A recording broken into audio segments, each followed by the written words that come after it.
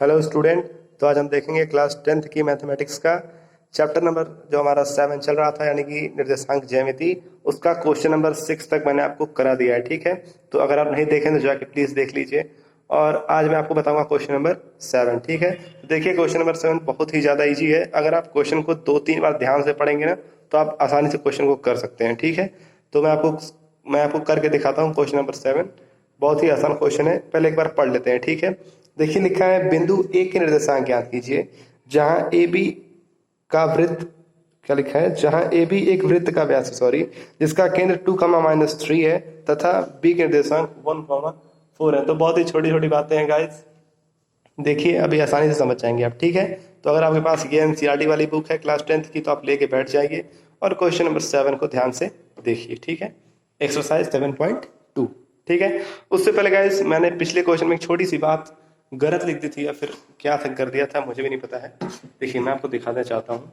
देखिए मैंने यहाँ पे क्वेश्चन नंबर 6 मैंने जब आपको बताया था तो मैंने यहाँ पे एक बात थोड़ी सी गलत लिख दी थी, ठीक है। क्या लिखी थी, मैंने लिखा था समांतर चतुर्भुज के विकर्ण आपस में बराबर होते हैं। ये बिल्कुल गलत बात है, ठीक है, ऐसा नहीं होता है ना। मुझे लिखना था यहाँ पे कि समांतर चतुर्भुज के विकर्ण के मध्य बिंदु आपस में क्या होते हैं गाइस, बराबर होते हैं। मुझे ये बात लिखनी थी और मैंने बहुत ज्यादा गलती वाला काम कर दिया, ठीक है।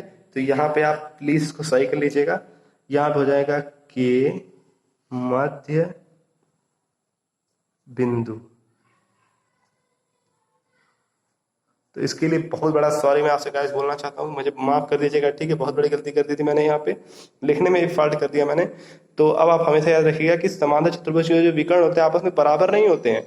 समांतर चतुर्भुज के जो मध्य बिंदु होते हैं, मतलब कि विकर्ण के जो मध्य बिंदु होते हैं गाइस, वो आपस में क्या होते हैं, बराबर होते हैं, ठीक है। चलिए अब क्वेश्चन को हम आगे करके आपको दिखाता हूँ। क्वेश्चन नंबर कौन सा, क्वेश्चन नंबर 7, ठीक है। तो देखिए जैसा क्वेश्चन नंबर 7 में लिखा हुआ है कि बिंदु ए के निर्देशांक ज्ञात कीजिए, ठीक है। कोई बात नहीं, हम बिंदु ए के निर्देशांक आसानी से ज्ञात कर सकते हैं, ठीक है। सबसे पहले देखो गाइस, एक वृत्त की बात कर रहा है। किसकी बात कर रहा है, वृत्त की। तो सबसे पहले आप यहाँ पे क्या करो, एक वृत्त का निर्माण कर लो, मतलब बना लो ऐसे वृत्त, ठीक है। कि मेरा वृत्त बन गया। अब आप सभी लोग एक बात जानते होंगे कि जो वृत्त की जो त्रिज्या होती है वो हमेशा क्या होती है, बराबर होती है। क्या होती है, बराबर होती है, ठीक है। तो मैं इसका देखो गाइस, ये जो क्या करता हूँ, ये यहाँ पे इसका केंद्र मान लेता हूँ। क्या मान लेता हूँ, केंद्र। केंद्र गाइस वृत्त का वह बिंदु होता है जहां से सब दूरियां क्या होती हैं, बराबर होती हैं, ठीक है। यानी कि यहां से अगर आप यहां जाएंगे वो भी दूरी बराबर है, यहां से यहां आएंगे वो भी दूरी क्या है, और बराबर है, ठीक है। और देखिएगा ये क्या कहते हैं, केंद्र से और ये जो हमारी रेखा होती है वृत्त जहां से खींचा होता है, परिधि जिसको बोल सकते हैं, ठीक है। तो इनके बीच का जो डिस्टेंस होता है इसे ही क्या बोलते हैं, त्रिज्या बोलते हैं, ठीक। तो यहां से यहां तक की दूरी मेरी क्या हो जाती है, त्रिज्या हो जाती है, ठीक। फिर देखिए यहाँ पे गाइस एक शब्द आया है व्यास। व्यास क्या होता है फ्रेंड्स, त्रिज्या का दुगुना होता है, ठीक। या फिर आप ऐसे बोल सकते हो, व्यास वृत्त की वह रेखा होती है जो वृत्त को दो बराबर भागों में क्या कर देती है, बांट देती है, ठीक। तो मैं मान लेता हूं कि ये इसका पूरा क्या है, व्यास है, ठीक। देखिए अब यहाँ पे मैं इसको ए ले लेता हूं और इसको बी ले लेता हूं। मुझे उम्मीद है आपको यहाँ तक कोई दिक्कत नहीं होगी, ठीक। देखिए अब कह रहा है कि जहां ए बी एक वृत्त का व्यास है, ठीक है। मैंने मान लिया कि ए बी क्या है, वृत्त का व्यास है, जिसका केंद्र क्या है। अब देखो गाइस ये जो केंद्र है ना, इसको पॉइंट हमको दे रखा है 2, -3 और क्या दे रखा है, और कह रहा है कि बी के निर्देशांक, यानी कि इस पॉइंट का निर्देशांक क्या है, 1, 4, ये भी दे रखा है हमको।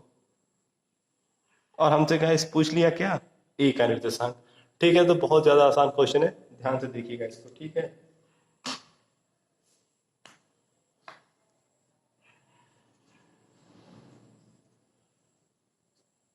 ठीक है मैं मानता हूं कि माना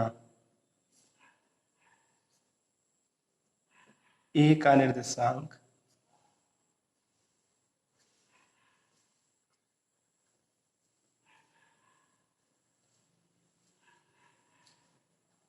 x1, y1 है, ठीक है फ्रेंड्स। मैंने क्या मान लिया कि माना ए का निर्देशांक क्या है, x1, y1 है, ठीक है। अब देखो गाइस, अब देखो मुझे एक बात क्या पता है कि जितनी दूरी यहां से लेके यहां तक की है उतनी दूरी यहां से लेके यहां तक की है, ठीक। आप एक देखिए जो हमारा व्यास होता है, यानी कि d बराबर क्या होता है मेरा, 2r होता है। इस बात को हमेशा याद रखिएगा, ठीक है। इसका क्वेश्चन से कोई लेना देना नहीं है, लेकिन मैं आपको ऐसे ही बता दे रहा हूँ कि d बराबर क्या होता है 2r, यानी कि आपका जो व्यास होता है वो क्या त्रिज्या का दुगुना होता है, ठीक। इसका मतलब गाइस कि यहाँ से यहाँ तक एक त्रिज्या है और यहाँ से यहाँ तक की एक त्रिज्या है, और ये पूरी दूरी क्या है, मेरी व्यास है कि नहीं। अब देखो हमसे पूछ ले, हमसे क्या पूछा है, हमसे पूछा है कि इसका निर्देशांक क्या होगा।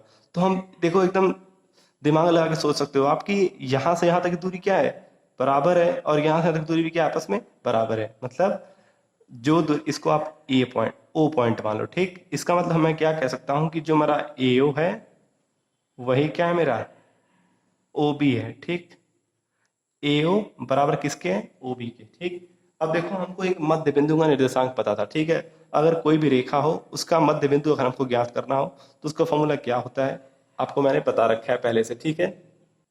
ठीक है, तो देखो ये मेरे मध्य बिंदु का निर्देशांक क्या होता है, फॉर्मूला होता है। अब देखो ये मेरा पॉइंट मध्य बिंदु मेरा यही तो है, और मध्य बिंदु मुझे पहले से पता है। तो ये मेरी क्या है, एक्स दूरी, और ये क्या है, मेरी वाई दूरी है, ठीक है। इन्हें आप x2 और इसे y2 मान लीजिए, और इसे मैंने क्या मान रखा है, x1 कॉमा y1 मान रखा पहले से है, ठीक है। अब मुझे कोई दिक्कत नहीं है। अब देखो फॉर्मूले में वैल्यू को पुट कर दो, ठीक है। x बराबर, और x की वैल्यू क्या है, मेरी 2 है। फिर देखो x1 प्लस x2, x1 की वैल्यू क्या है हमको नहीं पता है, हमको फाइंड आउट करना है, ठीक। x1 प्लस x2 की वैल्यू क्या है, 1 है। अपॉन में क्या होता है गाइस, 2 होता है, ठीक। अब देखो 2 का मल्टीप्लाई इधर कर देंगे ना, देखो 2 टू 4 यानी कि 4 हो जाएगा, बराबर x1 प्लस 1 हो जाएगा, ठीक। 1 को आप इधर भेज दो तो आप बोल सकते हो 4, देखो 1 इधर प्लस में जाएगा तो माइनस हो जाएगा, तो 4 माइनस 1 इक्वल टू x1 हो जाएगा, ठीक। यानी कि x1 की वैल्यू क्या आ गई, मेरी 3 आ गई, ठीक। हो गया ना। अब हमसे ऐसे ही हम y1 निकाल सकते हैं आराम से। देखो अब मैं लिखूंगा y बराबर, देखो y की वैल्यू कितनी है, -3 है, -3 लिख दो, बराबर y बराबर क्या होता है, y1, y1 हमको फाइंड आउट करना है, तो y1 को y1 ही लिखो, प्लस y2 की वैल्यू कितनी है, 4 है, अपॉन में क्या हो जाएगा, मेरा 2 हो जाएगा।